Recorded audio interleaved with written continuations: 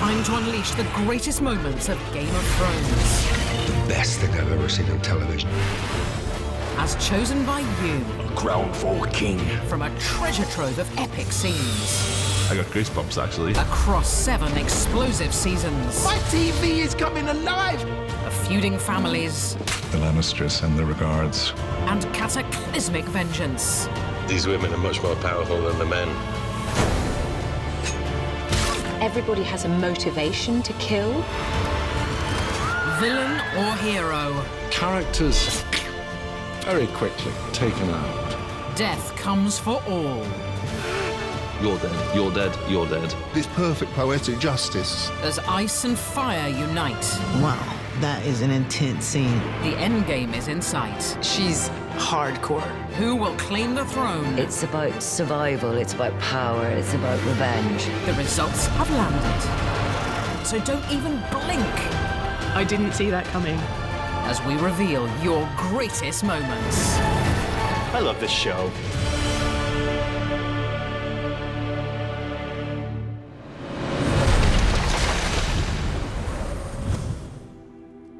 I was watching, thinking like there's like the fire's burning, candlelight. I was thinking this is good. At number 25, it's Melisandre's big bedtime reveal. That was one of the best twists. I did not expect that. I didn't expect it at all. The Red Priestess has been hot property in Westeros. For the night is dark and full of terrors.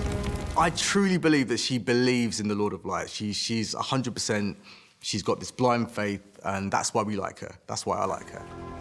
She's enticed the powerful to reach out and touch faith. She's always used her sexuality to manipulate men. Stannis was so bewitched, he sanctioned a terrible sacrifice. Stuff that she's doing is grimbo, like nasty. Now in this moment, we see the beauty is facade, but the magic is ancient and very real.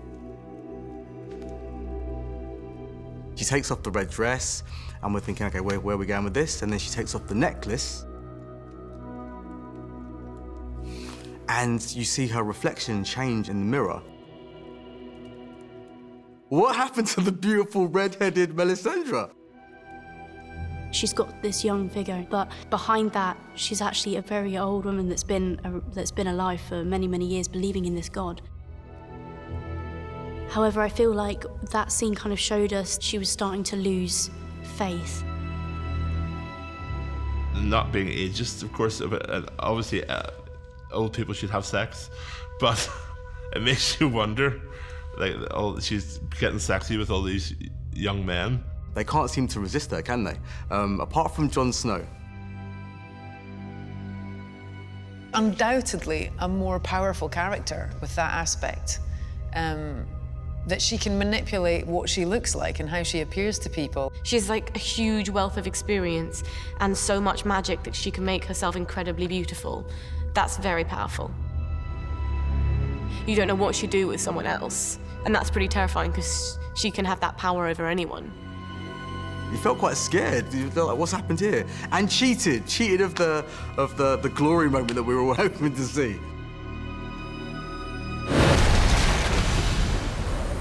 Bran is the firelighter who started the raging fire. Next up at 24 is Bran Stark's downfall. Climbed that tower against his mother's wishes. He was this happy-go-lucky kid who just liked sort of living around the castle and being outdoors. Everything went pear-shaped after that. It's beautifully paced in that you know he's going to find something at the top of this tower and eventually comes across a scene that a young man should not see. Being a 10-year-old boy, I don't know if I quite grasped perhaps the intensity of the scene back then.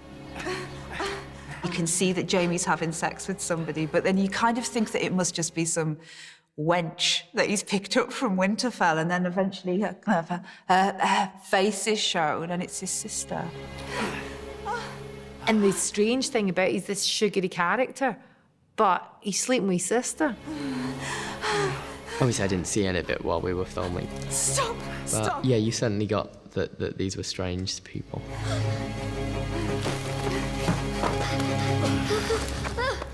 Are you completely mad? He saw us. That's all right. It's all right. It's all right. He saw us. I heard you the first time. You know, Game of Thrones, incest, violence, whatever, it's sort of not normal, but it's sort of, you know, the language of the programme now. But at the time, certainly it was hugely shocking. We go steaming right ahead into all those taboos, and we completely shatter them and dance on them. Quite the little climb, aren't you? How old are you, boy? 10. 10. Jamie is trying to please his sister. She's in a complete panic, the fact that Bran has seen him, because she knows what it means. But he knows what it means too, and he knows that if the incest is discovered, not only will he and his sister be put to death, but their 3 children may very well too. It's a measure of the lengths the Lannisters are prepared to go to achieve their goals, which, you know, they'll do whatever it takes. I think it's a fantastic moment because it sets up the tone of Game of Thrones so well. In a conventional drama, Jamie might cuff Bran round the ear and say, "Go away, don't tell anyone about this." But no, what he does is far more shocking. And he does it almost with a punchline. The things I do for love. There's no remorse. You know, there's just this relish. A sinner comes before you. Cersei, of House Lannister. It was Schadenfreude, wasn't it? Cersei and the Walk of Shame. And what an awful haircut. At 23, it's Cersei's great come-down as she fights to hold on to her son. She lost Tommen to Marjorie. Take her. Hell-bent on destroying Marjorie, Cersei empowers High Sparrow and his religious fanatics to help. I am the queen. Tommen! Tommen! In order to get Tommen back, she wanted to pretty much destroy Marjorie. But she is sealing her own fate too. It's like Downton Abbey on acid. Bad choice. Very bad choice, bad deal. Terrible move. It was a really, really bad gamble. What will we find when we strip away your finery? And because she's dealing with people of faith, then they can't be bought. And now comes a greater foe than Marjorie, as they bring out the big nuns to make Cersei confess to affairs out of wedlock. The Walk of Atonement took 4 days in total in Dubrovnik Old Town. To demonstrate her repentance, she will cast aside all pride. Who would have thought we would have felt sorry for Cersei until the Walk of Shame, which was heart-wrenching. It was very, very tough for her. Very few women could have done what she did, complete that walk. I felt complete sympathy for her and thought, and I felt absolutely zero satisfaction in her walk of shame. It's such a sexualized form of humiliation, and one that, you know, would really bother Cersei the most of all. Ultimately, to watch Cersei's downfall, I mean, talk about moving and shocking. Shame. It was really, really an extraordinary piece of television. Shame. Shame. Shame. You really did feel for the absolute power at the beginning, to, you know, to being really fragile and humbled on the streets. Shame. Her subjects, the people in the city that she completely despises, has no respect for, get their own back. I hadn't expected to find it so harrowing. And people coming out of nowhere, chucking themselves at you. And of course, we had to do every section twice because we had Lena acting it, and then we had a girl called Rebecca who was her body double. Bless her. It has to go on and on and on. This is not a short punishment. They just had pots and pots of horrific bodily fluids. And you just thought, my God, that really looks real. Are you sure that hasn't been contributed to in some way? I think one of the reasons it makes it such a standout scene is because it is utterly relentless. Not the typical violence, you know, a different kind of emotional violence against a character that we've gotten used to loathing, and then suddenly we want to save her from that. And you see her trying to maintain this regal presence, but she can't. She's bruised, she's cut, she's covered in spit and fruit and shit. It's a proper destroying of a character. When we reach the Red Keep and I'm stopped and she carries on, you can feel, I just thought she was brilliant the way she played it. They were so tight in on her. And the way you just see her finally breaking down as she reaches that door. It's good to have you back. And then, boom, the twist at the end. In comes Mega Mountain Zombie Man. I felt complete satisfaction when she was swept up into the arms of my own killer. Cersei Lannister has been for a long time my favourite character on Game of Thrones. I don't judge it by whether the character's a goodie or a baddie. I judge it by, I can't wait to see that character on screen again. What's in there? Fuck off. Charming. And we'll have more great moments from the Seven Kingdoms after the break. That's when you realise nobody is safe. Welcome back to Game of Thrones' greatest moments, as voted for by you, the fans.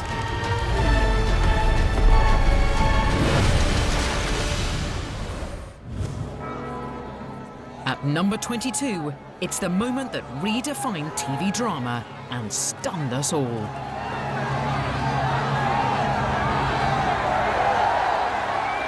It was at that moment you realised what Game of Thrones was really about and what risks the show was willing to take to kind of entertain and torment their audience. Wrongly accused of treason and aware that Sansa has struck a deal to save his life, Ned, for once, puts honour aside and throws himself on the mercy of the king. My mother wishes me to let Lord Eddard join the Night's Watch. Stripped of all titles and powers, he would serve the realm in permanent exile. And my lady Sansa has begged mercy for her father. He does do what has been suggested to him, and that is that he does confess to treason. Although sticks in his craw, obviously, but he does do it. Because he's been given reason to believe that if he does that, okay, he may end up in the wall, but he will not be killed. But then he didn't reckon with Joffrey. Sir Ilyn, bring me his head. The title of it should be Don't Get Too Fond of Anybody.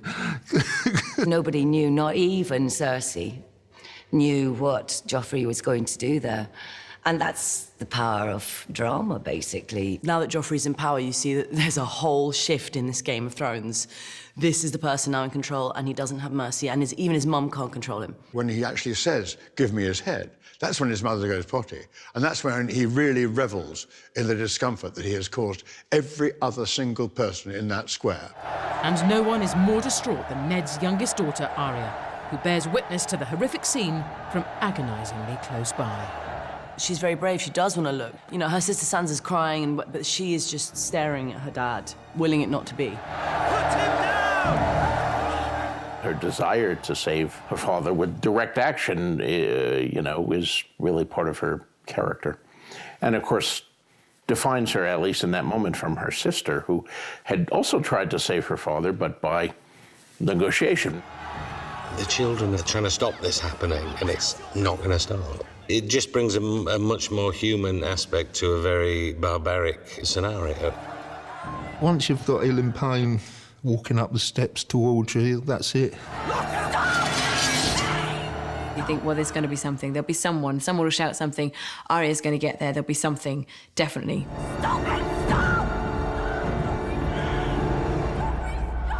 This is not a, a Robin Hood movie here where 3 guys are going to swing over the fence and beat the 37 guardsmen who are surrounding the merry man who's about to be hung. I try to be a little more realistic than that. That's when you realize nobody is safe in this world at all. It's very brave. They're not afraid of killing off some of the best characters. The birds take to the air, and just the way it was filmed, it was tremendously powerful. That was the only scene that really has brought a tear to my eye. That was the worst TV experience of my life up to that point, and Game of Thrones has given me at least 3 or 4 more of those. What's in there? Fuck off. The whole setup in the Dragon Pit was so very, very well executed. It was absolutely wonderful. What I really liked about it was right before the summit, when all the characters reunited. At 21, Cersei's foes come en masse to meet her. All these amazing, disparate characters, and this is the first time they're all being brought together. How's it going? I've not seen you for ages. I'm glad you're still alive. I never thought I'd see you again, my lord. Supporting the enemy, no less. It's nice to see people who had tried to kill people and people who had other people tried to kill people and people who, oh, I know about you. You tried to kill... we'll talk about it later. My favorite moments were the Hound and Brienne meeting. Thought you were dead. Not yet. 2 warriors kind of acknowledging each other. She's alive. Arya. And having a lovely little shared moment about their murder baby. The only one that needs protecting is the one that gets in her way. She's doing fine. Still murdering? Yeah, proud of her. Every moment is full of tension. You don't know what's going to happen. You're waiting for the ambush by Cersei. You have all these reunions from different sides, good ones, bad ones. It was just so well set up. Brienne Tough and Jaime Lannister. That was another nice moment. I love it when Brienne Tough and Jaime share a look. I am firmly on Team Jaime. The Hound meeting the Mountain. Remember me?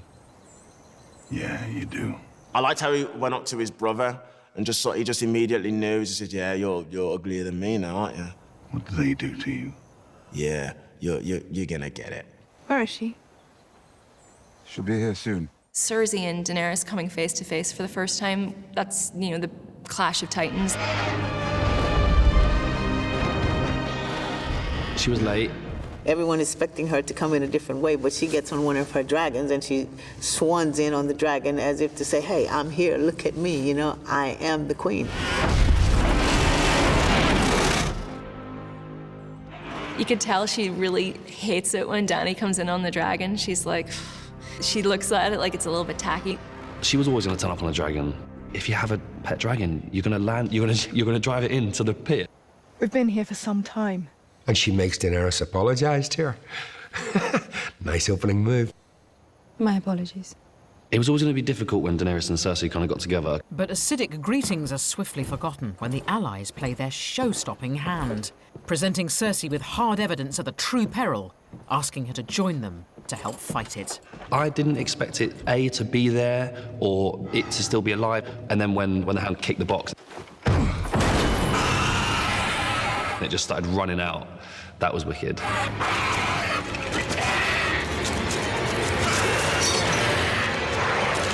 It is the visceral payoff that we've all been waiting for. I mean, she remains fairly cool considering the zombie looked like it was about to eat her. The Hound, who is this huge arsehole who's not scared of anyone, didn't want to go anywhere near it. The Hound sort of gets White Walker, throws the White Walker out, chops the White Walker in half.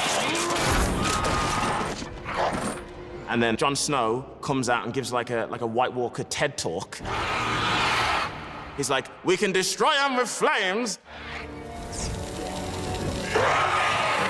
It just gave like this nice little demonstration of how to take out these whites. And we can destroy them with dragon glass. Well, while this one is like Terminator, like half its body on the floor, Case proved. Now it's over to Cersei. Even when she stares face to face with an undead creature, can that be enough to get her to move off of her own personal agenda? There is only one war that matters. The Great War. And it is here. At number 20, it's the moment fans had been waiting for since the birth of those little fire breathers. Daenerys finally takes to the skies on Drogon Airways. On the back of a dragon has always been the symbol of the Targaryens coming to claim their power. Ever since those eggs hatched, we just knew that one day she was going to get on the back of a dragon and fly off and cause havoc. Throughout Game of Thrones, there is one love story that has gripped us all. One girl and her dragons. They both start as innocents, really.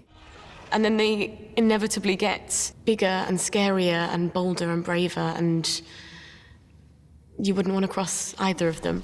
Dragon.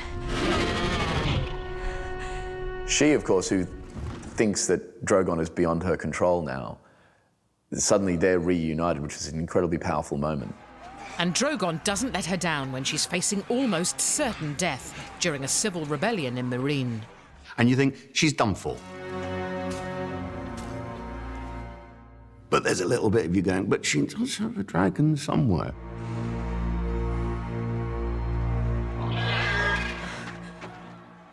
And woof, in he comes.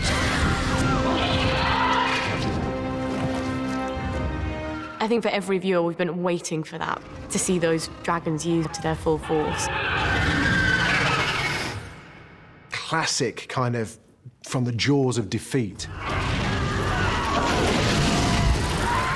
Daenerys has had these dragons for quite some time now.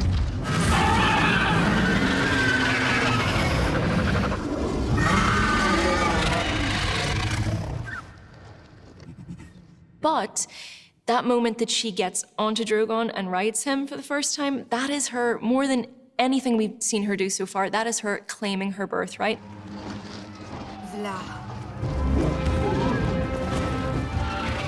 Who doesn't get chills when they see that moment? And all of a sudden, she's flying off. Huh, yeah, it's classic. Who wouldn't want to fly off on a dragon, let's be honest? The dragon riders are what the Targaryens are all about. That is how they wielded their power. She's coming to her own, this powerful woman. She gets on one of her dragons and she's a ruler, queen of the dragons. She's a dragon rider. She became true to her name. She was a fully fledged Targaryen at that point.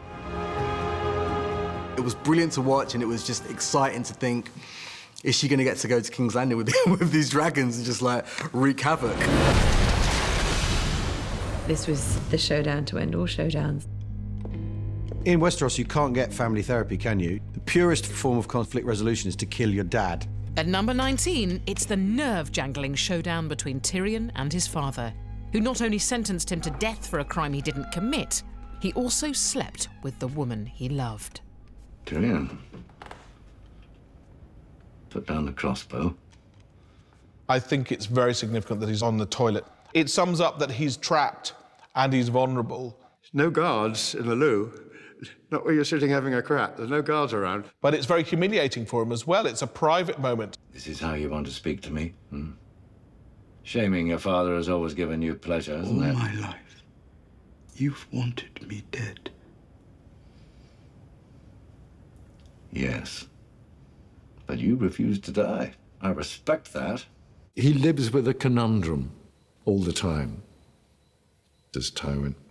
I'd never let them execute you. Is that what you fear? Because it's very apparent that of his 3 children, Tyrion is the most compassionate, the most humane, and the most intelligent. You're a Lannister. You're my son. It's so tightly wound, this scene, because Tyrion's obviously, he's at the end of his rope. What's brilliant about him, he's so well portrayed, you can see yourself doing this. I loved her. Who? Shay. Tyrion. Put down that crossbow. I murdered her.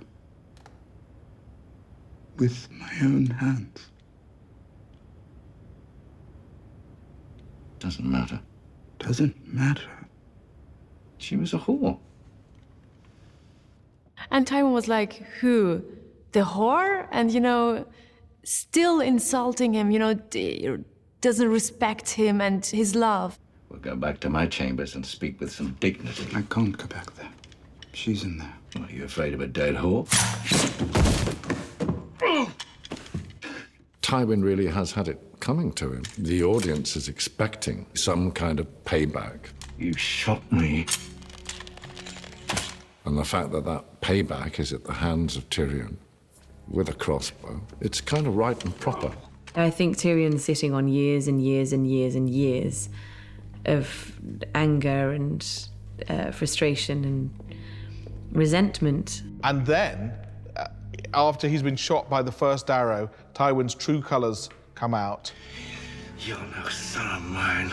I am your son. I have always been your son. When he releases that arrow, he releases everything into him. It's really so silent, so powerful. Whilst sitting on the lavatory, what a way to go. It's a great death scene, I have to say. Coming up, the quest for power reaches boiling point. Viserys has to be the most deluded, arrogant character in the history of TV. Welcome back to our countdown of the 25 greatest moments of Game of Thrones, as decreed by your good selves.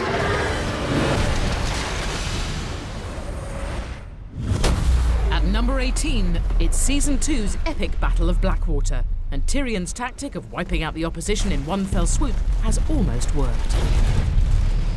But with King's Landing still under siege, it's time for him to step up and rally the beleaguered troops. In that kind of world, as a man, you have to be tall and strong and powerful, and he is powerful, but in a different way. You know, he's fighting with his mind more than with his sword. Prepare to land. Your Grace, the dwarf has played his little trick. I think in Game of Thrones, what it shows is that anything can happen to anyone. You have handsome princes who are the best swordsmen, get their hands cut off. You have children who are thrown from the top of towers. And here you have Tyrion, who is always seen as a half man and mocked, finally have this heroic moment. They say I am half a man. But what does that make the lot of you? He doesn't look like a warrior, he doesn't look like a kingmaker. There's no way that he could assume the position of Tywin. But then Tyrion demonstrates that he has enormous courage. He was the best person to speak to the people of King's Landing and to get them to protect their city, because he knows what it's like to fight. He knows what it's like to have your back up against the wall. The only way out is through the gates. And they're at the gates. There's another way out. I'm going to show you. Come out behind them and fuck them in their asses. First of all, it's incredibly brave. He doesn't have to fight. There's no expectation of him to fight because of his disability. He steps forward and says, I am but half a man, but here I am standing up beside you. That's what I think like a once more into the breach speech would really be like. They're not going to follow him if he shows weakness, and he wants to prove himself as a strong man leading an army. So he has to put on a good face in order to lead the army. He's good at talking, isn't he? That's Tyrion's thing. He could talk himself out of any situation and he could sell anything to anybody. Don't fight for your king, and don't fight for his kingdoms. He's always got an intelligent thing to say to somebody or a joke to make.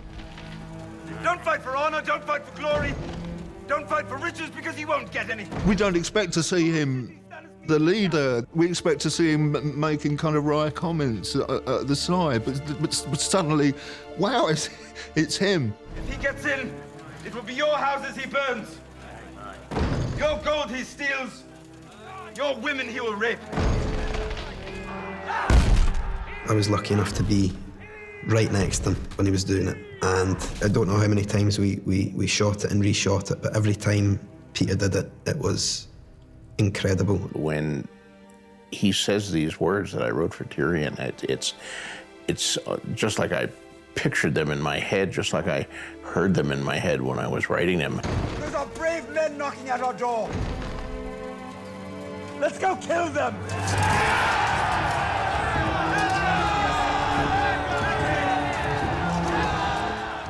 When I saw that, I was like, wow, I want to fight with him as well.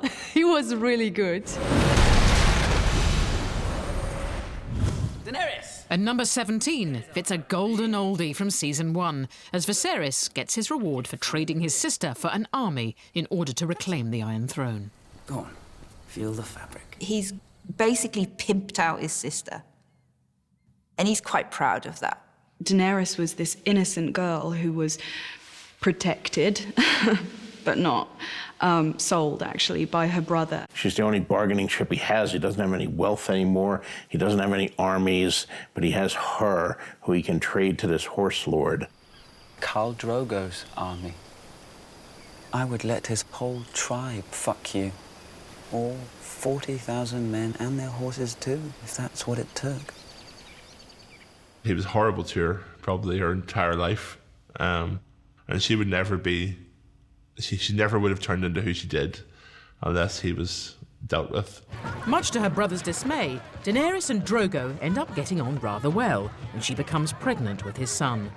Jealous, desperate and drunk, Viserys finally decides to call in his debt.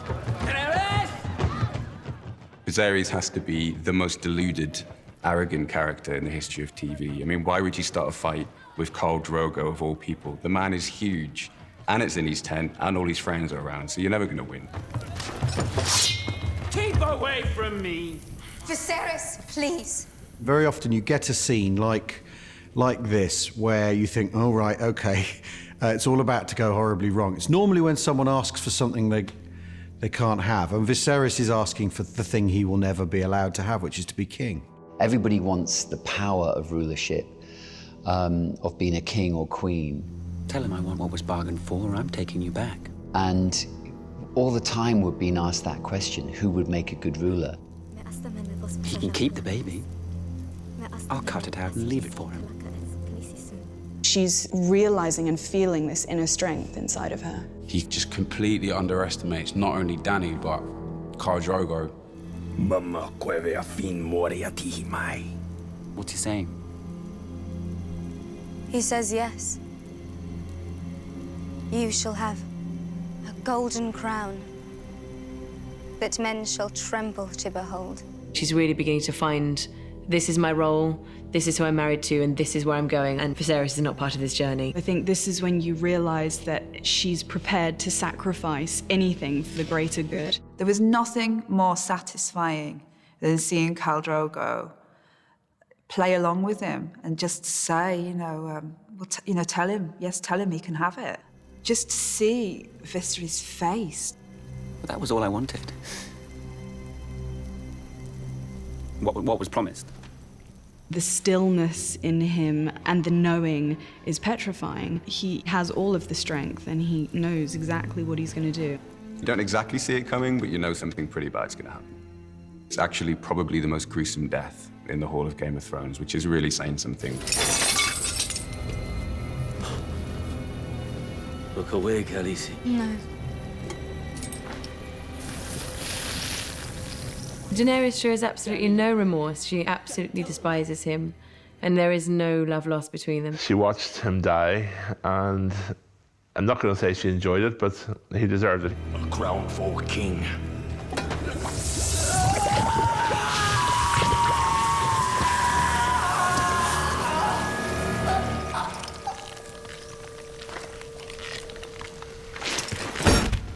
It's brutal. Even the noise he makes as he lands, I can hear it now. I love that sound as well. You know, it's dunk. His head hits the floor. It's so good. It's almost been like the Night Kings have planned this. They have waited for the dragons for this very moment. And also, poor little dragon. At number 16, it's a moment we thought could never happen. Daenerys and her precious dragons have ventured beyond the wall to rescue Jon Snow. You know, she wants to go and help him and fight. He and his band of men are surrounded by the Night King and his army of the dead.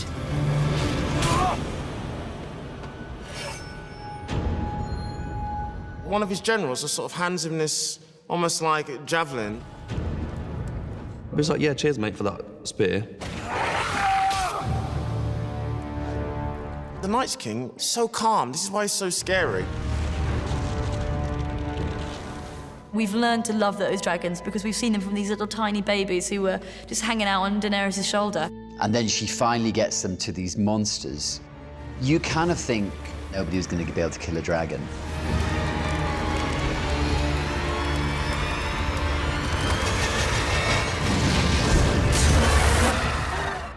Don't kill the dragon.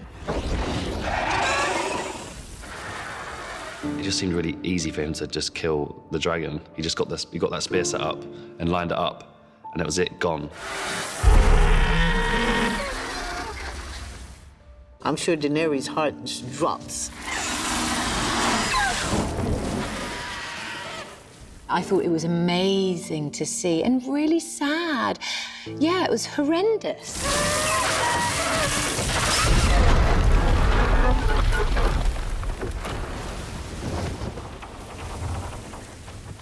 We've seen the dragon since they were, like, you know, really young.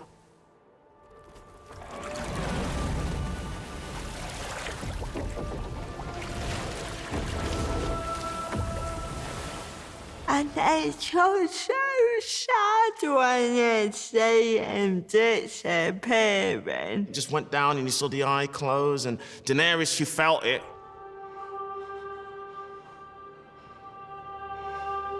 It was heartbreaking. You really feel for the dragon. And you think, right, well, we won't see him again. Oh, you do. I didn't even think about him then turning the dragon. It was only when the dragon was being pulled out of the ice, I was like, well, of course now, because now we can turn it. The Night King killing this dragon.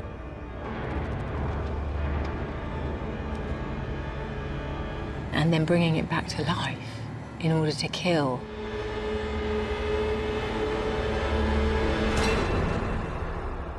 There was another moment where I kind of looked at the Night's King and was just like, yeah, this guy's a real problem. This dragon has gone over to the dead side. When Viserion reveals the blue eye, you kind of figure something's gonna happen.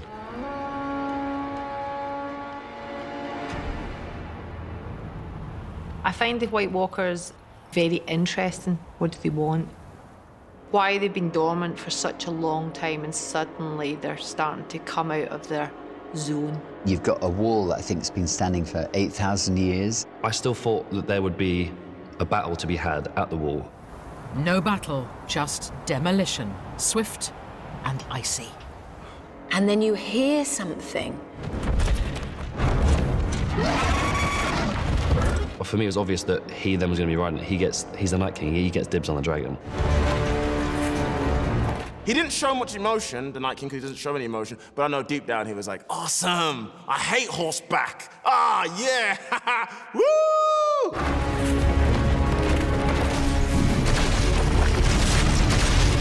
That took that wall down fast. Wow. The dragons would appear to be the ultimate weapon. Oh, that's just changed the whole ball game here. When that happened, you thought, oh yes, this takes us on a whole different journey now. Wow! And breathe. And come back for more trial and retribution after the break. I almost cried. You're watching Game of Thrones' greatest moments, as voted for by you, the fans.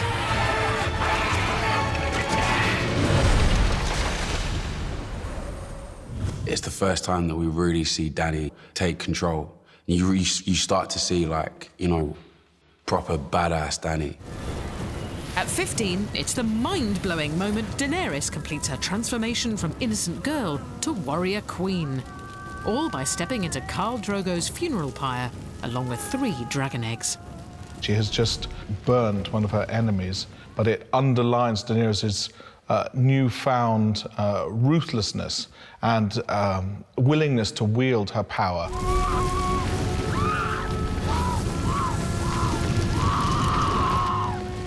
At the point in which she walks into the fire, she has no family left. So she's lost her brother, her husband, she's lost her child, and she's made a decision, and she's like, it's almost her walking into her, like, destiny, I guess. She, like in cold blood, really strapped the witch and completely emotionless, watched her scream, and I think she quite enjoyed it. I think that showed that she is a force to be reckoned with. Obviously, walking into the fire, it looks suicidal, and in a way, a part of her is dying, her innocence is dying.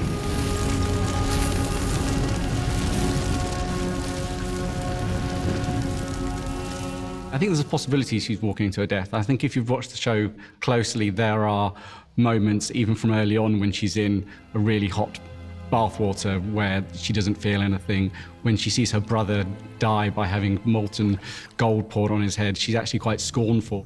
He was no dragon. Fire cannot kill a dragon. Even though you suspect she might live, you don't suspect that dragons are suddenly going to come out of it. I thought for a split second she was going to turn into a dragon. But, of course she was going to make it. Thanks to the Targaryen dragon blood running through her veins, Daenerys survives the inferno.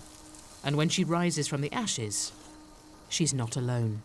What was very important when we were staging that scene is that these creatures are extraordinary creatures, the likes of which have not been seen in hundreds of years. And so when they're born and you see that look on Ian Glenn, who plays Jorah Mormont's face, that look of just astonishment, and it's as if the dinosaurs were roaming the earth again. It's as if you and I saw, a Tyrannosaurus Rex, just right there. That's what this is. It drops hints all the way along that, the dragons are where the real power lies. So when they emerge, you know that this is going to change everything forever. I was on set for some of those scenes that we filmed in Malta. It's all done with computer animation, so I'm seeing Amelia acting out these scenes with like a green tennis ball and a stick. But seeing them when the CGI wizards had gotten hold of him, crawling over her shoulder and all that, it was perfect. Yeah. Blood of my blood. They're frolicking on her naked body. 3 of them clearly her children. You couldn't get a more powerful emblem of the strength of this woman, and that's why all the men bow down in front of her. You don't see if she's naked or not, because you just see the power and the pride in her eyes. It was such a powerful scene.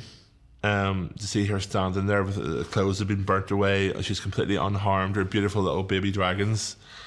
It was a powerful moment. You see this adult woman in the most vulnerable position, but with this growing strength from inside, and everything's been left behind, it's been burned away. They worship her. When she's with the dragons, she is the mother of dragons, and a pretty scary one.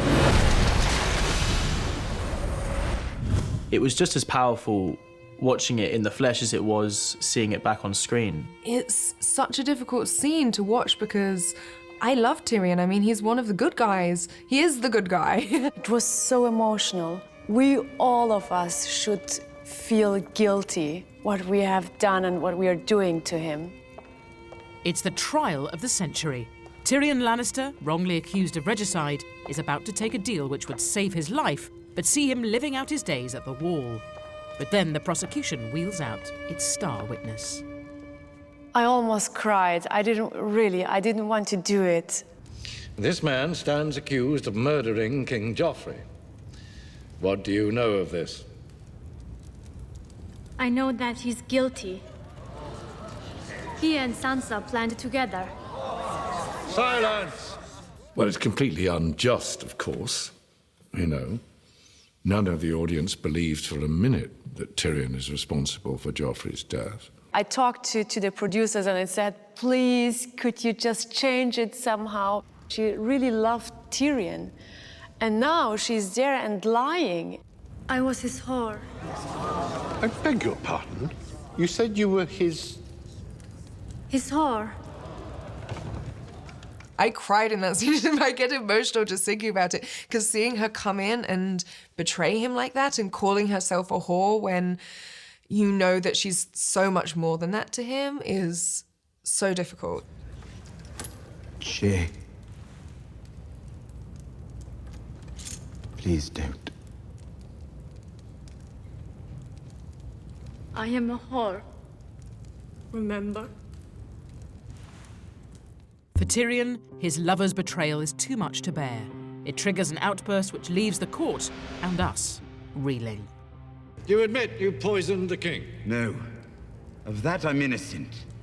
I'm guilty of a far more monstrous crime. I'm guilty of being a dwarf. You are not on trial for being a dwarf. Oh, yes I am. I've been on trial for that my entire life. It's absolutely right. That is what it's about. He finally has an opportunity and an audience to address what everyone has been thinking about him his whole life. And, you know, here's a man who risked his life for these people, who's always fought against the prejudice that he faces from his family, probably from everybody that he meets. And he's innocent. I did not do it. I did not kill Joffrey, but I wish that I had. Watching your vicious bastard die gave me more relief than 1,000 lying whores. Seeing him at last saying what he really thought, which we know he must have been thinking for the whole of his life. And to hear him doing that at that scene was almost orgasmic to watch. I wish I was the monster you think I am. I wish I had enough poison for the whole pack of you. I would gladly give my life to watch you all swallow it. It's so moving and it's so powerful. It just sort of pours out of Peter's heart. And it's an amazing, amazing moving scene. At number 13, it's the moment that had fans obsessing for a year over the fate of one of Westeros's greatest heroes. Jon Snow's one of my favourite characters. He's the dude. He's the ultimate good guy, the guy who's fought so much, who's loved and lost, who has maintained his honour, his dignity. A lot of people watch it for Jon Snow's stories. I think Jon Snow's one of the most likeable characters in the show. He's the most likely for a teenage girl to have as a poster. He's the One Direction of Westeros. I feel like he is a good leader and that everyone should listen to what he says. But not only did they not listen to him, they turned on him for making a deal with the wildlings. The fact that he's done that and he's gone against like all the Night's Watchmen that have died over the years defending the wall, the core of them are hurt by that and they wanted to see him suffer. They see him as a traitor, which you see. If it was the 50th episode of Game of Thrones, we should have known better than to think that Jon Snow was safe. When I saw the cross with traitor written on it, I thought, oh, no, this isn't going to happen, is it? They're not going to kill him. And then he just gets stabbed.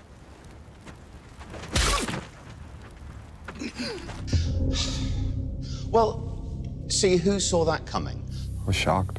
Well, they stabbed him 6 times in the heart. Horrible, horrible people. For the Watch. Even though they were calling him a traitor, actually, they were being traitors by what they did to him. I was very upset by that. I mean, that was dark. I found it really upsetting. He wasn't allowed a brave death. It was a tragic betrayal. He gave his life to the Night's Watch, and they repaid him by killing him. Why, Night's Watch? Why did you kill him? That really hurt me, as it did with, you know, most fans of the show. As Jon's watch ended, fans anguished over whether or not he would return, eagerly anticipating the start of season 6. That, for me, as an actor and as a person, was the hardest secret I've ever had to keep for an entire year. I love how they left it on a cliffhanger from season 5, you know, to wait a year to find out. I think it was great how they did that. It's about the Lord Commander. The former Lord Commander. Does he have to be? It was possible to bring people back, but we don't know if Melisandre can do it or anybody that's in close proximity to Jon Snow is able to do that. I never had this gift. Have you ever tried? You can see it in her face that this God that she's believed in for many years, she's starting to kind of disbelieving. And so it's a conflicted Melisandre that carries the hopes and dreams of everyone. Just seeing his naked body just laid out with cuts and bruises, it was really a lot to take in, a lot to take in. En Persis en Kir Persis. En Morchot Gleison. I think she's starting to question everything that she's ever believed in. But when her attempt fails, the viewer's agony is prolonged. That little moment of defeat that Melisandre has, you know, you see the defeat travel down from thought into hand as she thinks, no, I haven't been able to do this. It's lost. The brilliance of the whole sequence of everybody leaving, it is over. It's failed. And you're kind of thinking, well, that was a waste of time. That was a waste of time, wasn't it?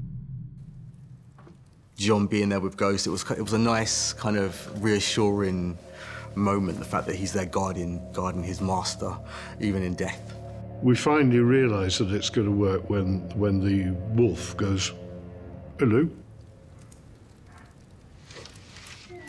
And that brilliant overhead shot of him. You just sit there hoping that it's going to happen, but I did not believe that he would come back to life. And then it's just like that moment of just like, and he draws breath and you're just like, yes! And he goes, what the fuck am I doing alive? There he was. Jon Snow has returned. There's nothing we like more than saviours coming back from the dead. When he made his vows to the Night's Watch, he was theirs until he died, and now that he's died, he's free of those vows, and he can support whoever he wants to, and he can fight for whoever he needs to. Coming up after the break, a dragon and a wolf, a snake in the grass, and one man and his dog. Good doggy. Welcome back to Game of Thrones' greatest moments. We've already seen some corkers, and there's plenty more to come.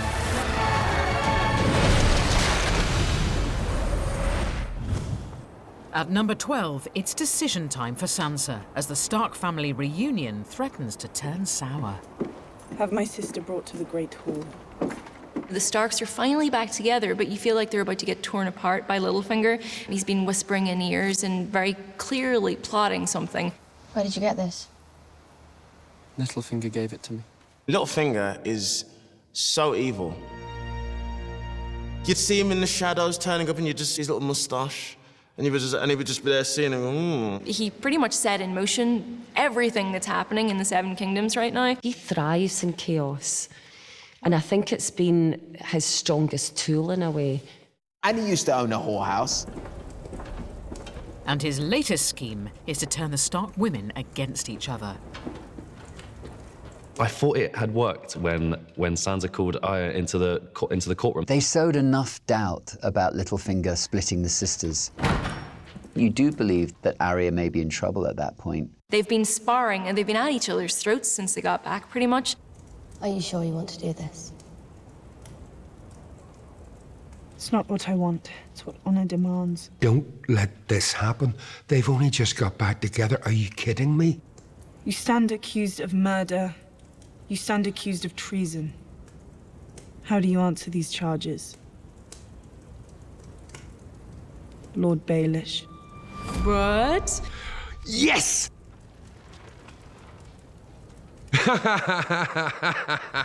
It's that great moment where for once, he's at a loss for words. He couldn't believe either. What I liked about it was they pulled the wool over his eyes. Oh, they had him! We've seen him continually again and again lie and betray and accuse, and suddenly, finally, the spotlight is turned on him and there's nowhere for him to run. Ah, Peter, Littlefinger. I'm a bit confused. Which charges confuse you? That was so well set up, it was so well executed, and came as a complete and total surprise. You murdered our aunt, Lysa Arryn. You pushed her through the moon door and watched her fall. Do you deny it? Sansa lays it out ruthlessly and clearly. The conflict between the Starks and the Lannisters, it was you who started it. Do you deny it? It is thrilling to see a character who's been kind of put upon the whole way through start to take control. I deny it. None of you were there to see what happened. None of you knows the truth. My favourite moment in the trial of Baelish was when Bran gave his testimony. You held a knife to his throat. We see that shock and surprise play out on his face, and that's the nail in the coffin for him. There's no way that he can escape now. You said, I did warn you not to trust me. Bran's ability to see into the past becomes really crucial. Peter Baelish is like, oh, I didn't know you could do that. That's awkward. Please help me. Sansa, I beg you. He just immediately went to begging. He just stops and just goes on his knees and goes, oh no. Oh, please. You know, that kind of, like, right at the back of the throat begging. You know, when there's nothing, please, this has to work. Part of Littlefinger is, even when he's doing that, you still feel like he's trying to work an angle. I loved you. More than anyone. He's entranced by her, and maybe in love's too strong a word for Littlefinger, but he's certainly obsessed with her. And this whole fancy Sansa's mother and now fancying Sansa, I mean, come on, dude. But Sansa is finally ready to cut herself free from her abusive protector. Sansa and Littlefinger has been enigmatic and frequently disturbing. She was listening, she's taken all that on board, and she knows how to play a few tricks and games of her own now. The pupil becomes the master. Thank you for all your many lessons, Lord Baelish. I will never forget them.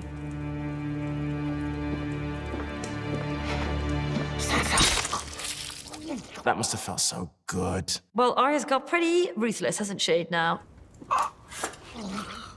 It's a shocking death. She just slashes his throat and he's still trying to talk, and all that blood is coming out on the floor. It's horrific. She watched her dad being executed, and now she's an executioner. The scary circle completed there. Oh, gosh. He's finally not going to be whispering in any ears anymore. At number 11, we celebrate the unlikely and whirlwind courtship of two great leaders. Jon Snow, Daenerys, it had to happen. They're both good people. They're both doing things for the right reasons. I think they make a good power couple, but it's going to be interesting to see who's really going to rule. I was born to rule the Seven Kingdoms, and I will. You'll be rolling over a graveyard if we don't defeat the Night King. It began with a power struggle. And they're also good, aren't they? They seem to be they're the good guys, and you sort of want them to come together and to rule the world, but they can't. It would be too perfect. Little did we know sparks were going to fly and they were going to start, finding themselves attracted to each other. And after she supported his quest to fight the dead with great sacrifice, Jon was smitten. She lost a dragon for him. Now, his heart is involved. But this is a love story with a sting. It's just typical of the show, isn't it? That you've been wanting them to become lovers, and you get the loving moment as you're totally given the information that you're watching incest right now. It's a brilliant twist, because it's so wonderful to see the two of them come together. And then, of course, you've got this revelation that they're related. The sex scene was intercut with the story being kind of like unearthed. What a fantastic reveal it was through Bran as the medium. Bran turns love detective and reveals to us that Jon is actually the son of Rhaegar Targaryen, the older brother of Daenerys. And it was like, okay, what's happening here? And then, like, hang on a minute. Oh no. Of course, yeah, incest again. You're sleeping with your nephew, girlfriend. That's the thing, because it gets even sexier. So he's having sex with his auntie, and then this little brother's watching. The whole thing was weird. How will Daenerys react when she finds out? She's got a nephew. She's got a fucking nephew. You know what I mean?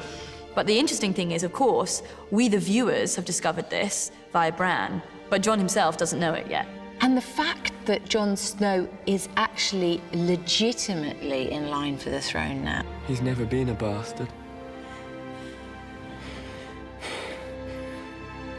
He's the heir to the Iron Throne. They might need a lawyer present for that sit down. That's gonna be a bit awkward for her. It's like, yeah, by the way, it's me. It does have certain implications, possible implications on can he control Daenerys' dragons? Actually, you should be humbling yourself to him because he's the king. Oh, and by the way, he's your nephew.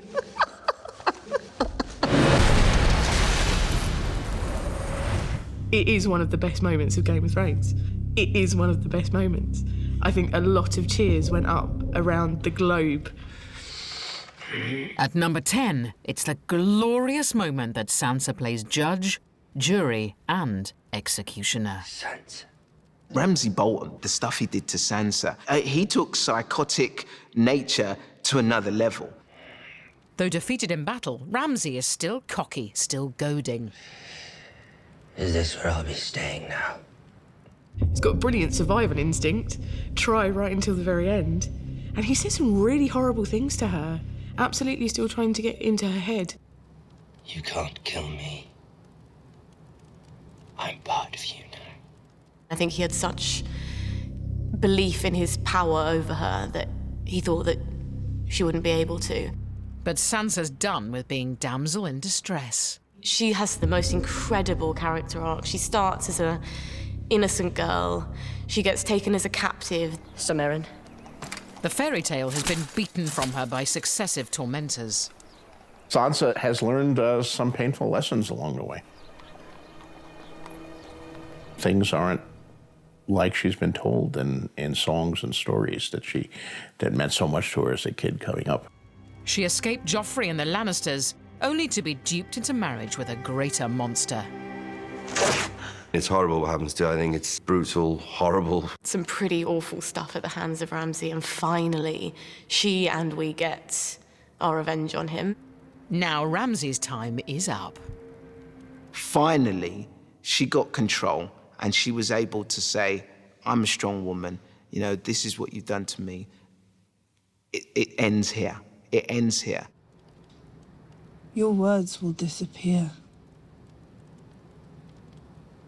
Your house will disappear. She really has suffered a lot, and I think her core now is as hard as stone. All memory of you will disappear.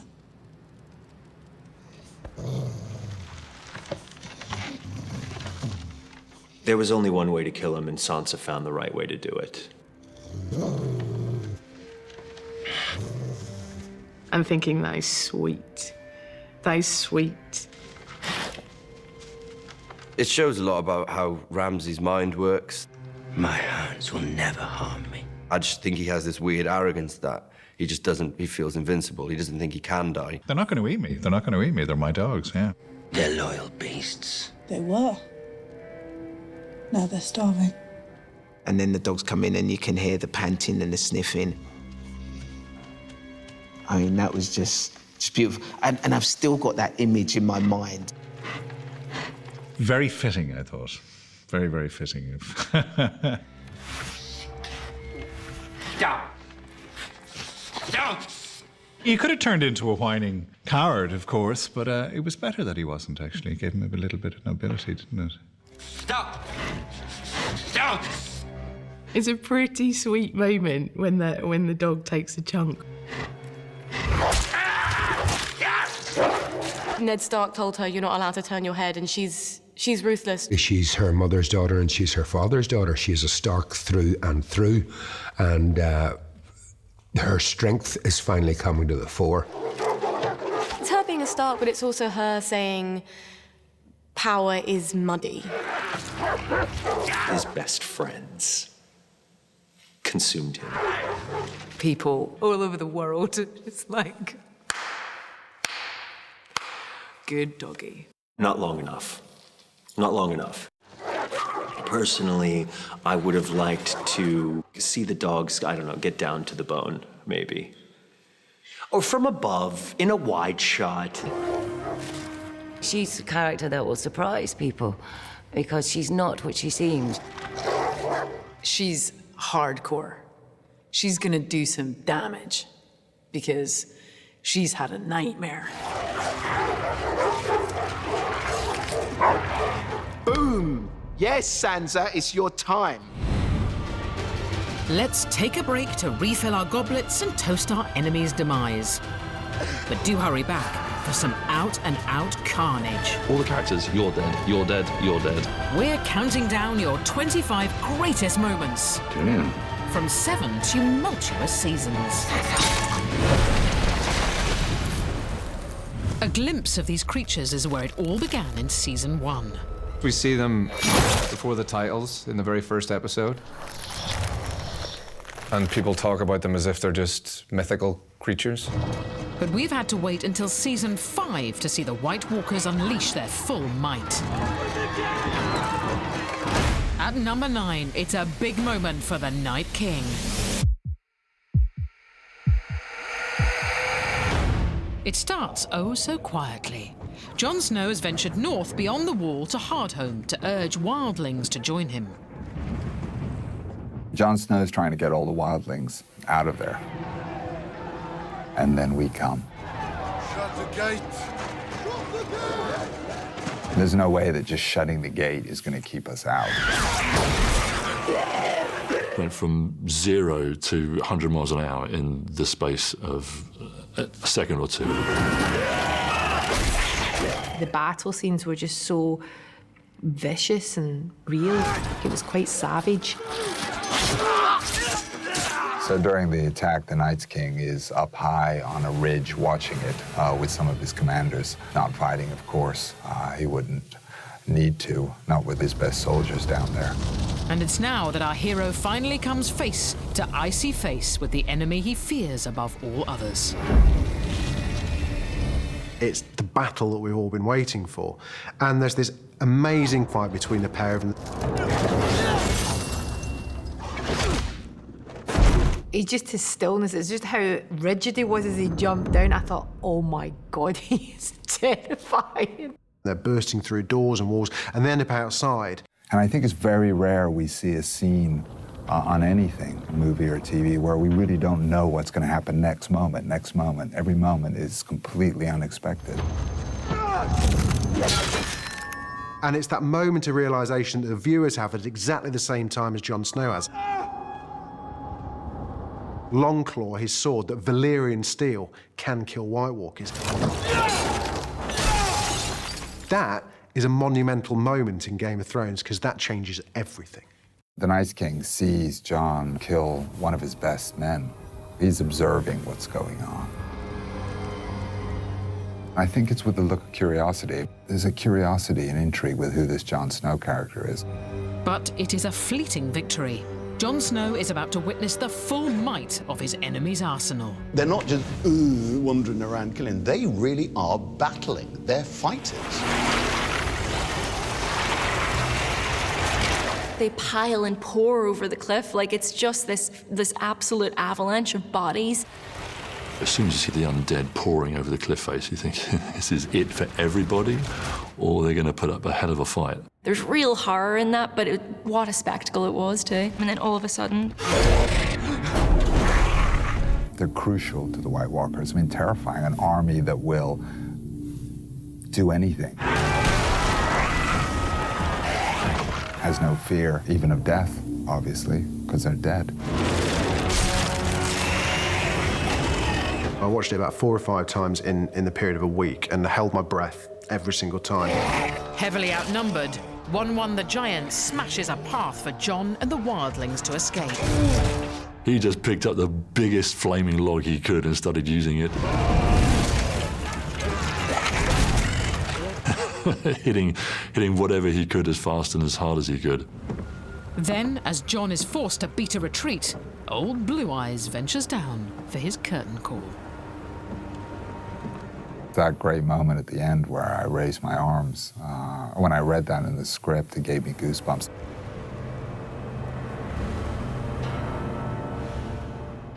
It's a great moment. It's one of the greatest moments I think I've ever been involved in.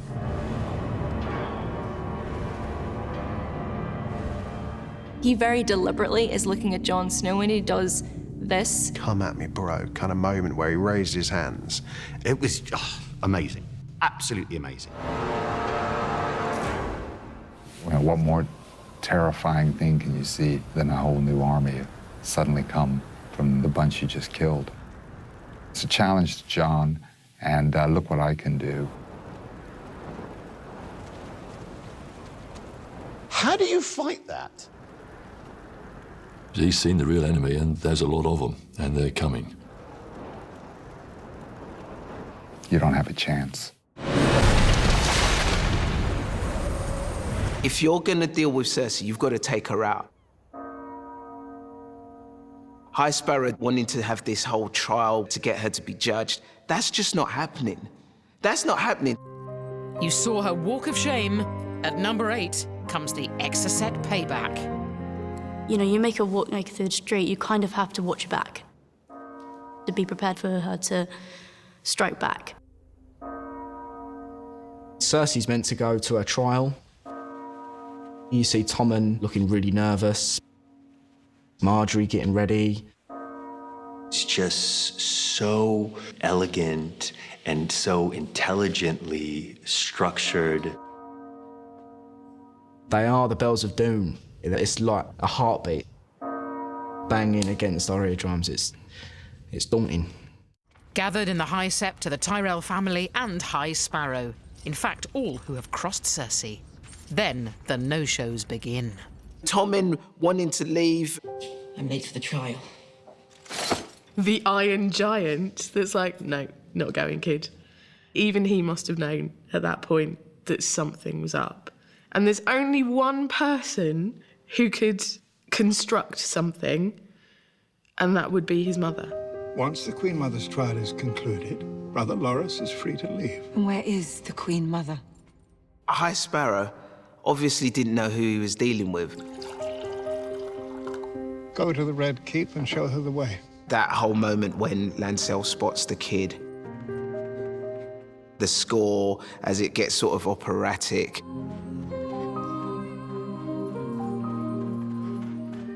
And the creepy kids.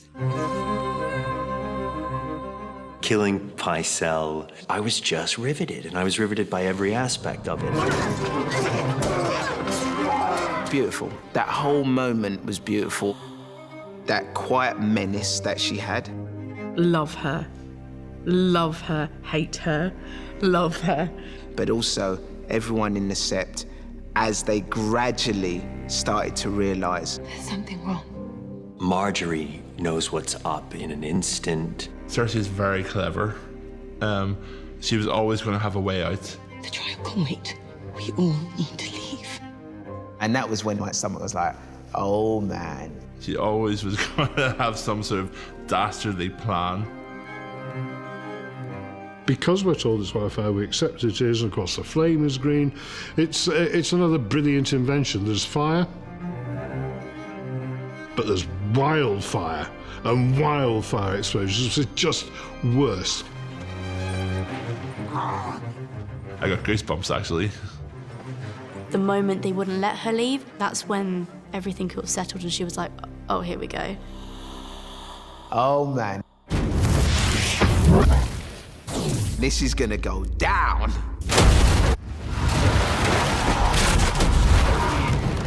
That was brilliant. The Lannisters, they do revenge in a big way. It's Rewenge plus.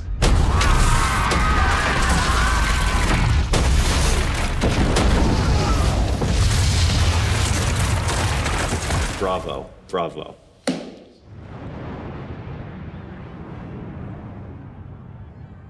Pure victory, isn't it? Pure victory. And I think maybe after that she thinks she's unstoppable. But her victory has a terrible price. She thinks Tommen's still safe up in his bedroom. She's wiped out pretty much all of her enemies in King's Landing. She loves it, and she's just drinking wine, a big smirk on her face. She's a bad mother. She's a bad mum.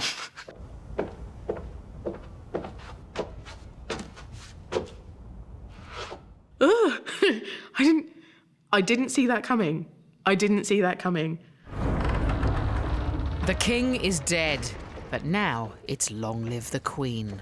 She accepts very swiftly her fate once she loses her final child. Absolutely gutted about Joffrey, like inconsolable, then really, really upset about her daughter. And Tommen was a bit like, oh, well, now I'm queen. It doesn't matter the nature of the behavior, the fact that a woman has managed to achieve that position and get that much power against all the odds.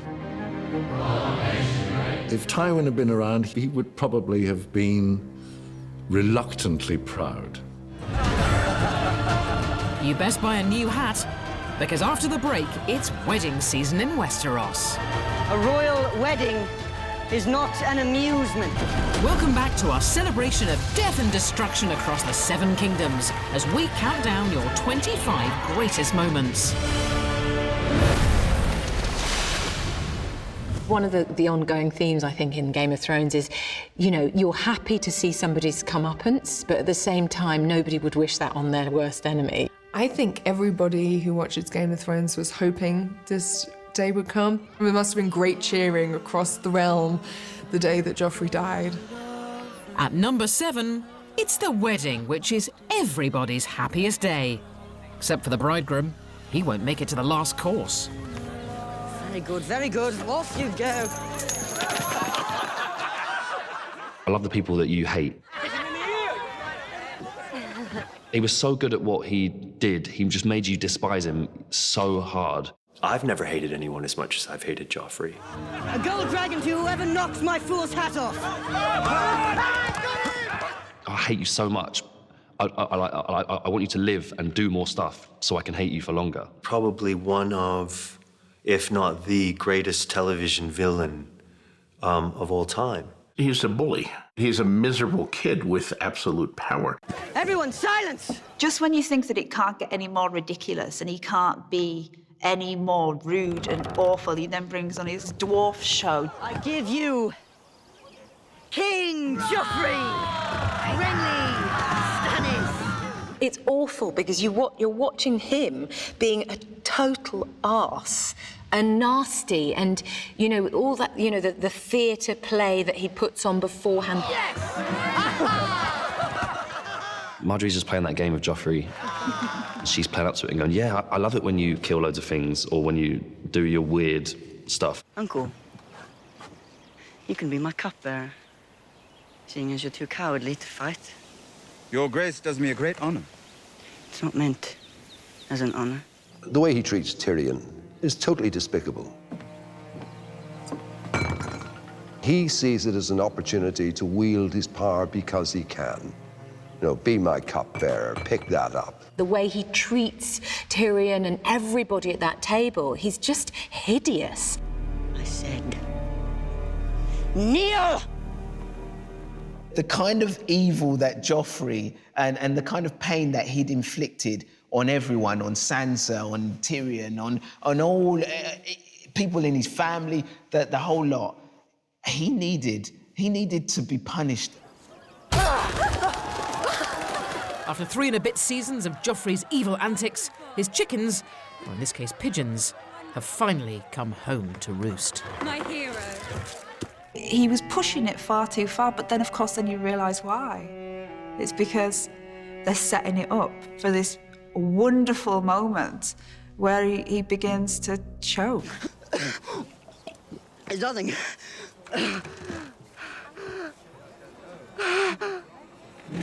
He's choking! The poor boy! When I saw it, I saw how brilliant it was. It wasn't a slashing of a throat, it wasn't anything like that. He didn't have his hand cut off or anything like that. It was a very, very, very, very painful 45 seconds for him.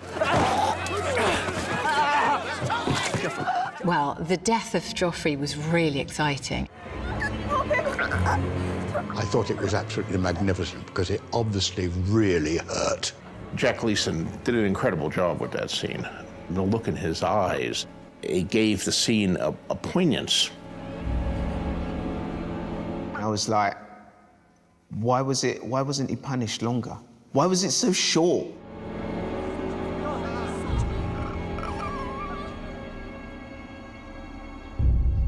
Maybe we weren't meant to be satisfied by his face turning purple and Cersei weeping over the corpse of her dead son. It wasn't enough. It wasn't enough. It wasn't enough. Personally, I would have liked his death to have been slightly more drawn out. I mean, it must have been painful and he did bleed from the eyes, but, you know, you could have given me another full minute of Joffrey, you know, choking on his own blood. I would have been happy with that. At number 6, it's the moment where Daenerys throws a surprise barbecue for the Lannisters. It just reminded you of why you really want dragons. After sacking Highgarden and stealing all its gold, the Lannister loot train is homeward bound, ready to pay their debts. It starts off so sort of slow and, you know, peaceful with Jaime and Bronn chatting. Listen. Bronn first hears the noise of the Dothraki. And the horses come over the hill with the Dothraki, and you think, oh, wow.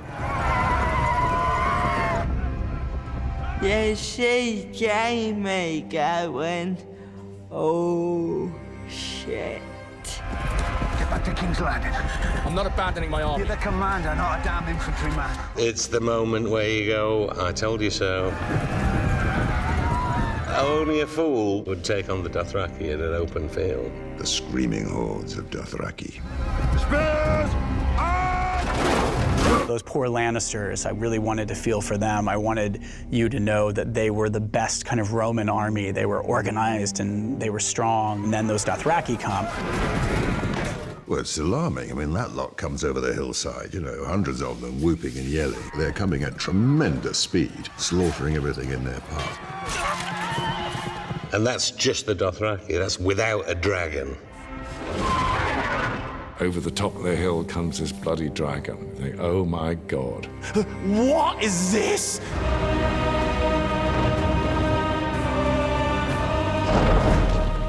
Wow. That is an intense scene.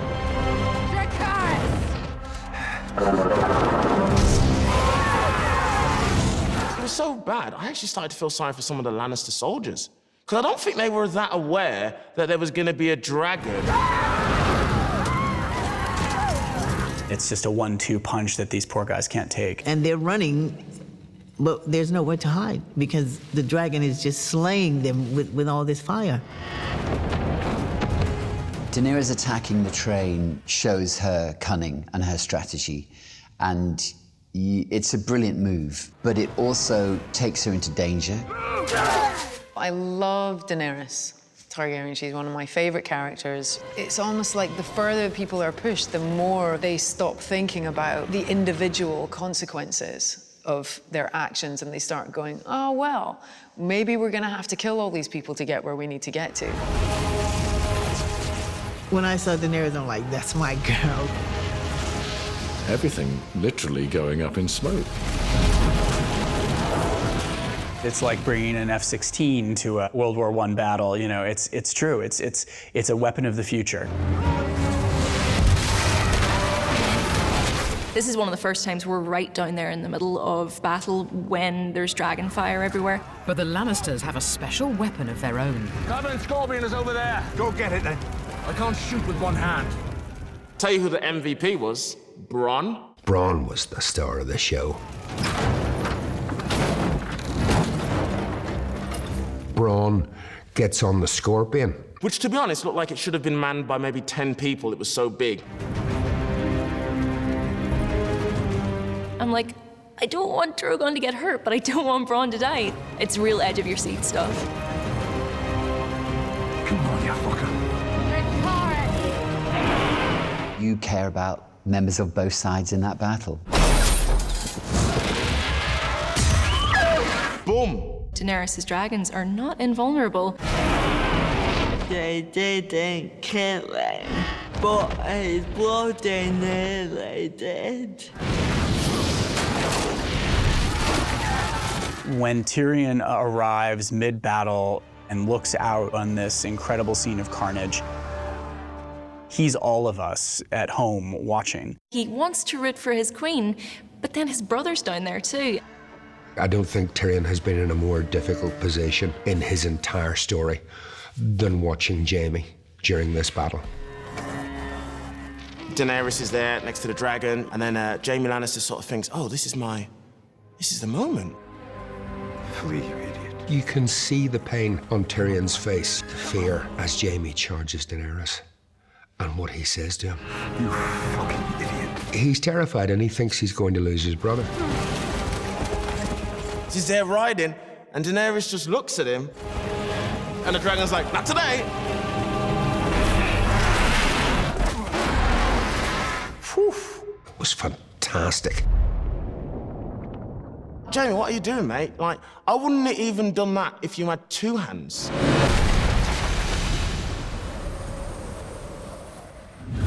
At number 5, it's a cold-blooded ambush of the great and the good.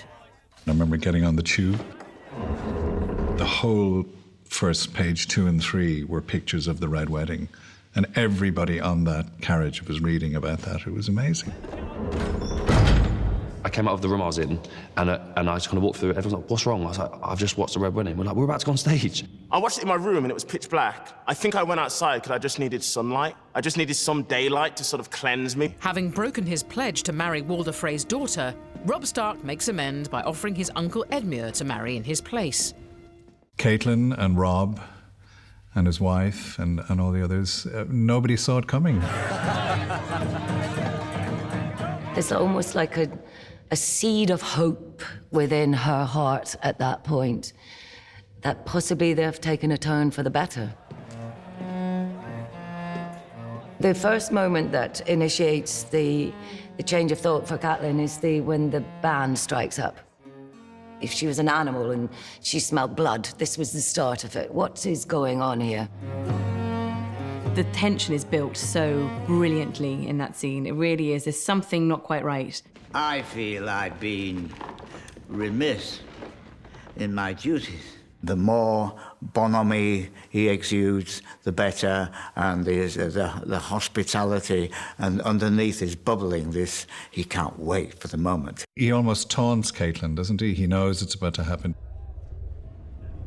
Roose gave her the weirdest, like, kind of like,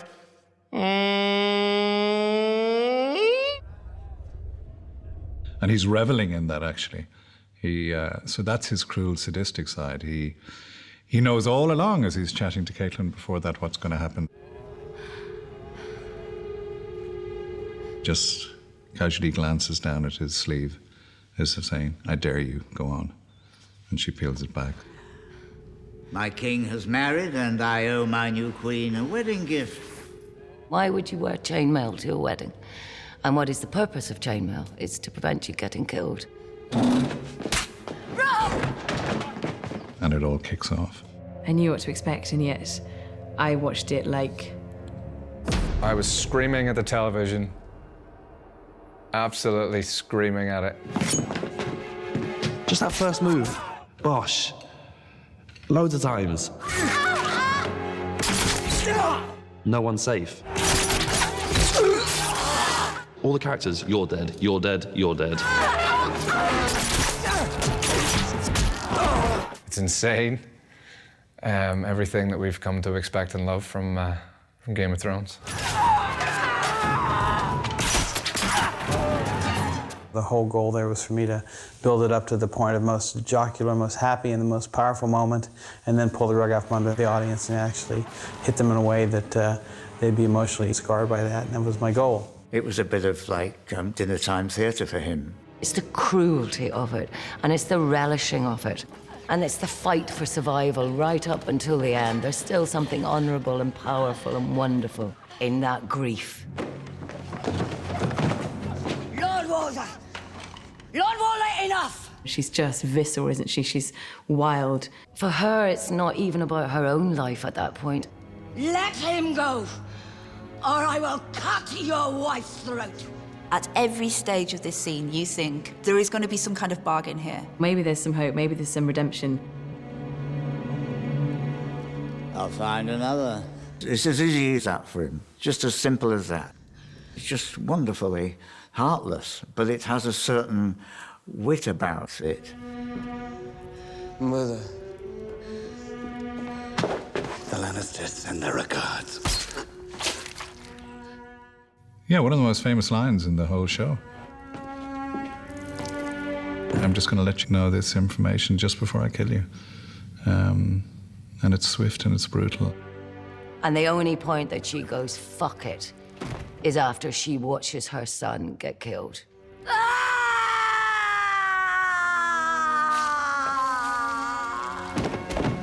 The horrible caterwaul that comes out of her, it just sticks with you. I mean, it's very real. Her resignation when she's standing there, it's just a beautiful stillness, a peace, a sort of surrender.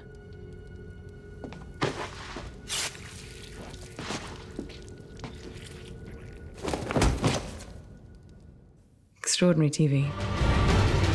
So much loss, so much pain. And we've got absolutely oodles more for you after the break. It's anguish. Utter anguish. Welcome back to the cruel world of Westeros and your greatest moments from 7 series.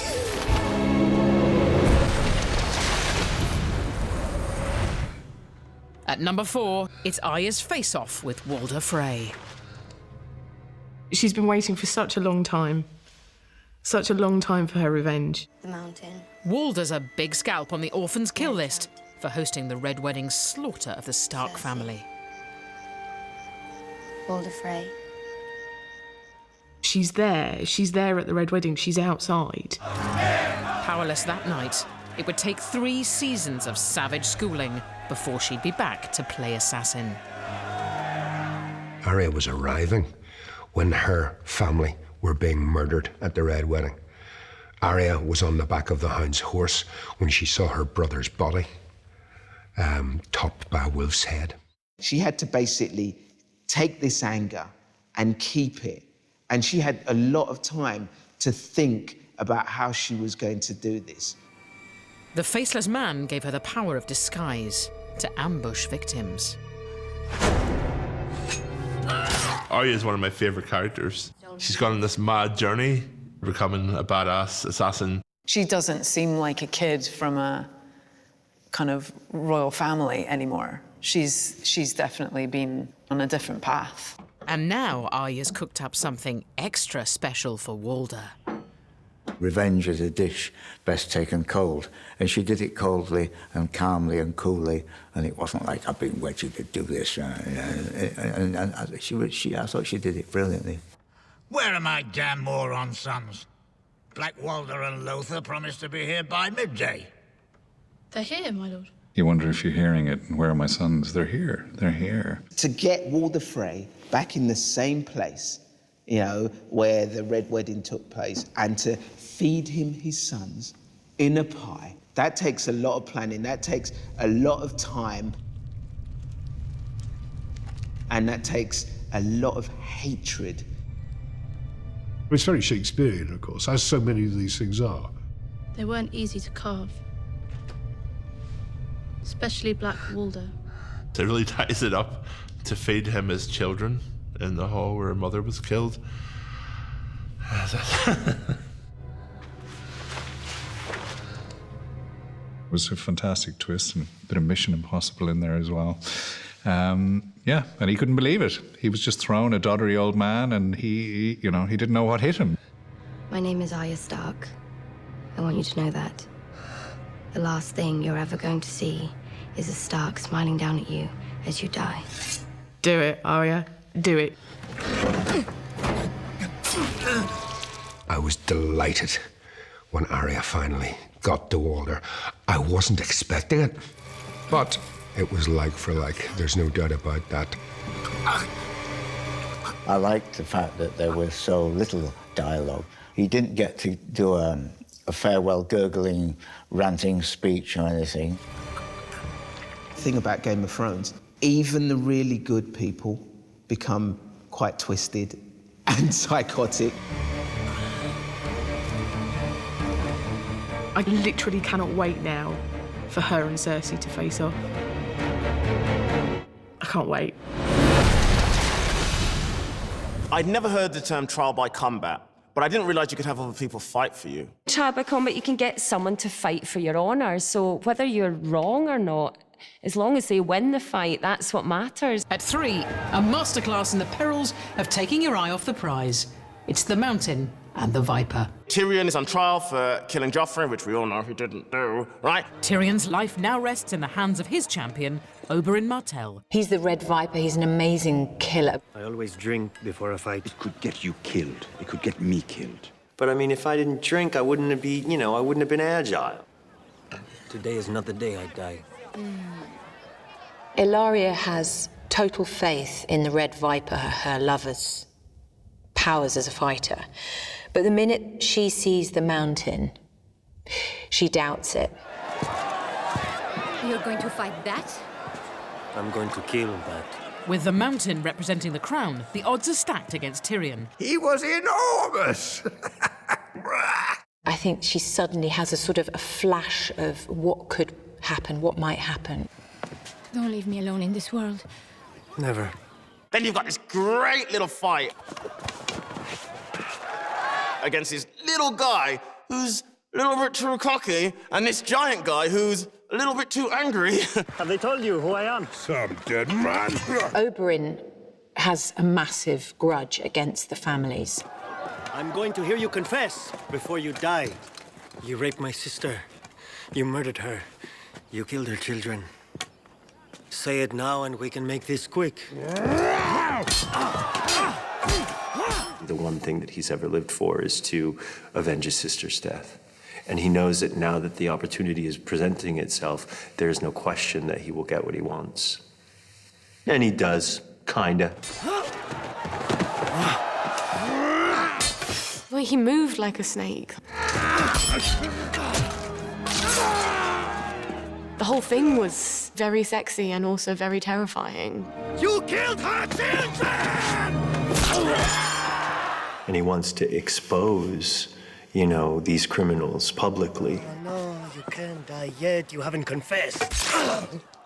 That's far more important to him than killing the Mountain. Say her name.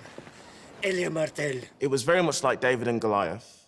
If David was overly cocky and didn't just get the job done. Who gave you the order? Say her name! I know you're angry about what he's done to your family, but please, can you stop with the spins and just kill him? Say her name. He just got cocky. In that last minute, he got cocky. And I think the problem is they were cocky. They are cocky. If this was nowadays and he would have pulled out like a selfie stick and tried to take a selfie with him, like, hey, I beat him. Like, he was doing all of that sort of stuff. By this stage, you know very much what show you're watching, so you're expecting it not to go well for the Viper because he's talking too much. So from that point on, I thought, oh, God, just shut up, get him, kill him. Please stop, please don't do it. Say it!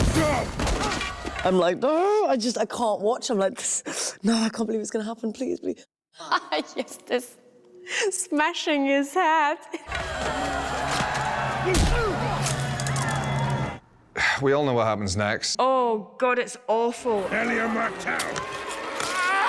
For him to actually tell me what he did to her right before he crushes my face. I killed her children.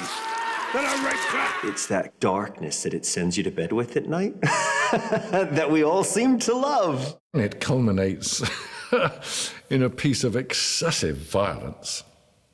I mean, a man's head being squashed like a melon. Then I smashed her head in like this. That's quite a lot of energy to do that disgusting thing.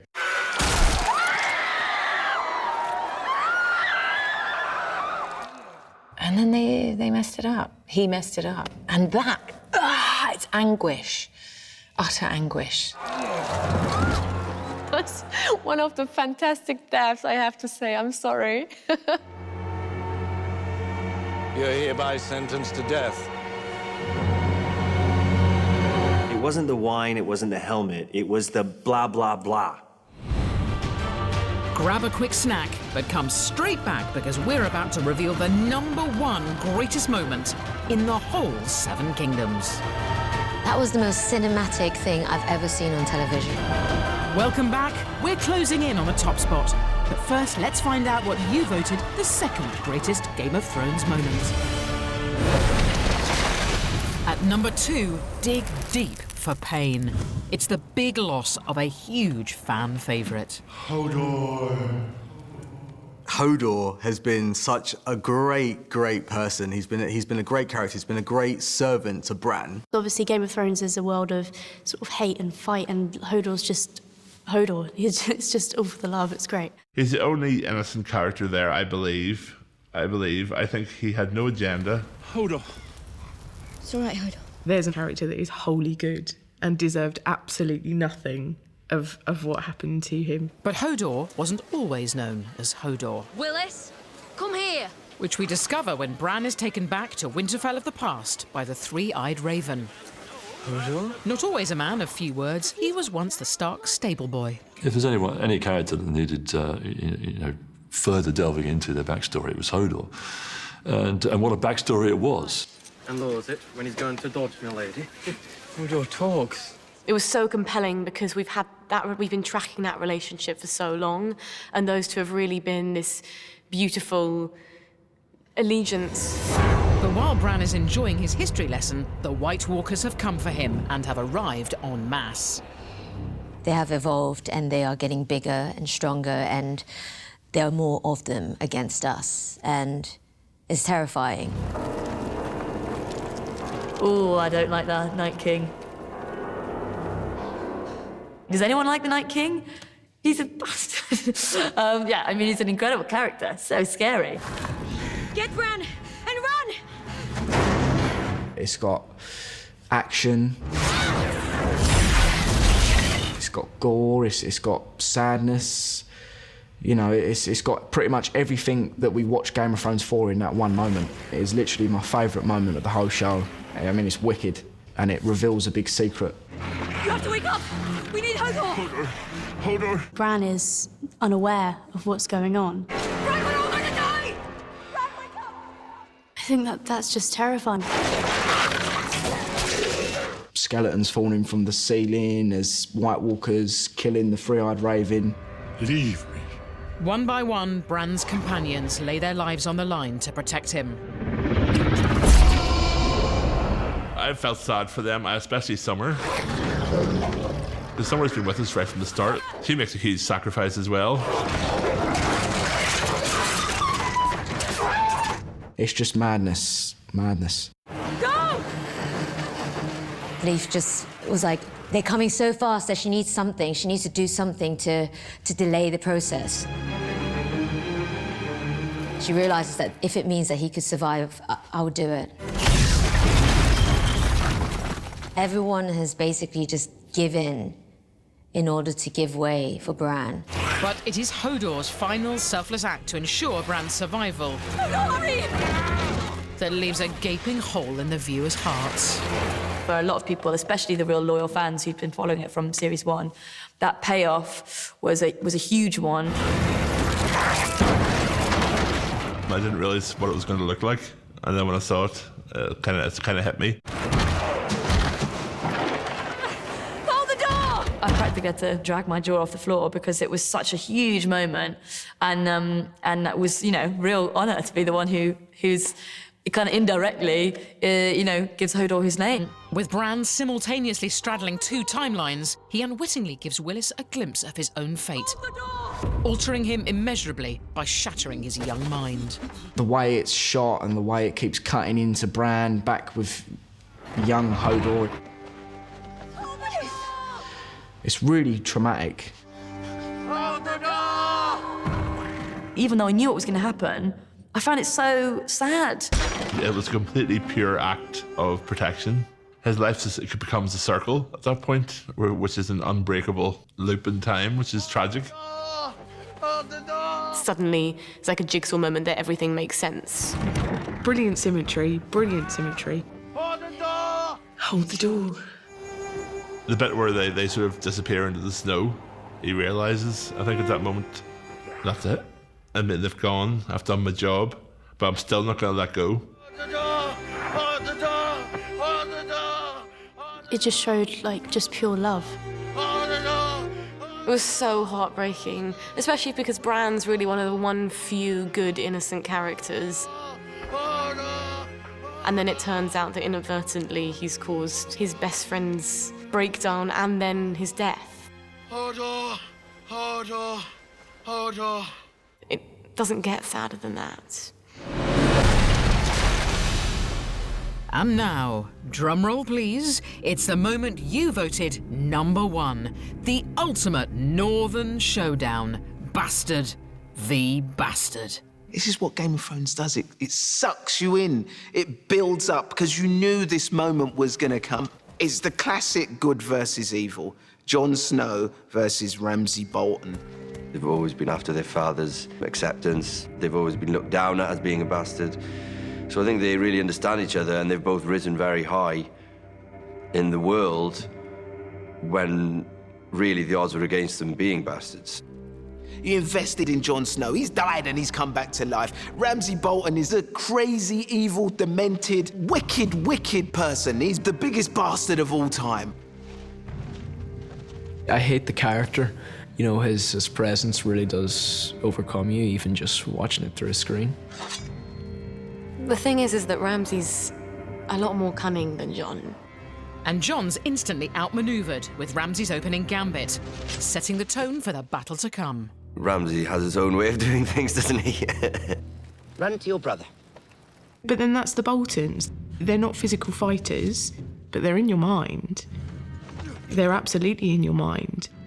He was deliberately missing the first 4 or 5 arrows to give the young kid and Jon Snow some hope.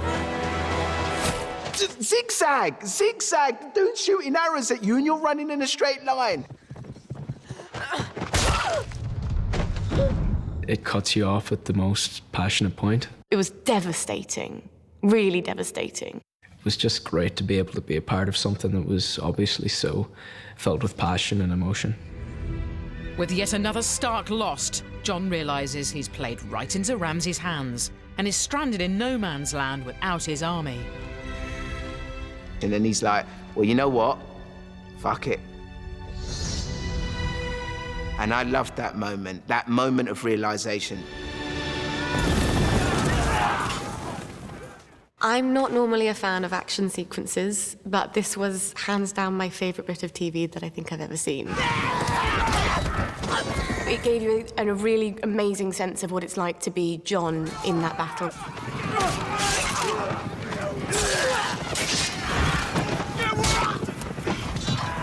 They're ripping heads off, they're stabbing each other. Horses are coming at Jon Snow. That was the most cinematic thing I've ever seen on television. You could really understand what battle meant. You read about big battles where the bodies are piled on, piled on, piled on. And it's just like, for me, it was like the idea of being in a battle like that. It was just a nightmare. I'm sure a lot of people perished in that way. And then, terrifyingly, the Bolton forces outflank Jon Snow's and enact the crush. When they surrounded them, and then they started crushing them, I thought, this is it.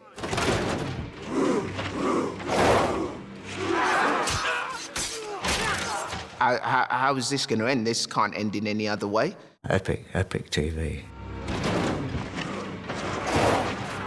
They were being driven into the mud. Jon Snow was being suffocated under the bodies of his own men. Jon Snow is almost buried alive. He's almost trampled, and it's so fantastically shot. I don't think I've ever seen a battle done like that. It was totally intimate. The suffocation of it, you couldn't not engage with it emotionally. The audience feels it with him. You just feel like utterly kind of claustrophobic. The mud, covered in mud, and it was all blurry. And I was like, well, it's over then. I don't know how he's supposed to get out of this, because I know that he should do, but I don't know how it's going to happen. But then when he does burst forth and take that huge gasp of breath, just as he did when he was resurrected, it's a nice little mirroring there. It's him almost being reborn for a second time. And then, when all hope is lost, the cavalry arrives to snatch victory from Ramsay's clutches. Sansa!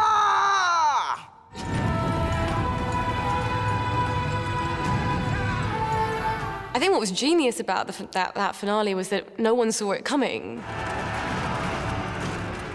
Jon Snow wouldn't have won the Battle of the Bastards without Sansa leading the Knights of the Vale, along with Littlefinger, to Jon's rescue. Defeated on the battlefield, Ramsay retreats to Winterfell to cower behind the walls. But he hadn't reckoned on the might of Jon's battering ram.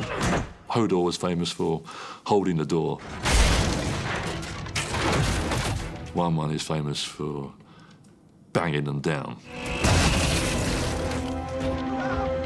He knew he wasn't going to make it past that battle. But if you're going to go out in a hail of arrows. After all the loss, there is one final satisfying moment as Jon gives Ramsay a stark reminder of who rules the North. Ramsay was eventually going to get his comeuppance. He'd lost all credibility by then and is still trying desperately to cling on to some semblance of strength in front of Jon Snow. Jon Snow just flattens him, smashes his face in. It was just a moment of pure, kind of unbridled joy, and that's not the kind of thing that Game of Thrones delivers very often. I thought that was it for him. I thought he was going to kill him right there and then. He's still got that wry smile on his face, which is so frustrating. He was a bastard to the end. Well, there you have it. The 25 greatest moments. The good, the bad and the ugly, just the way you voted for them. Queens squared off, whispers were silenced, and a dragon was lost. And now, like all of Westeros, we wait for the glorious coming of Season 8.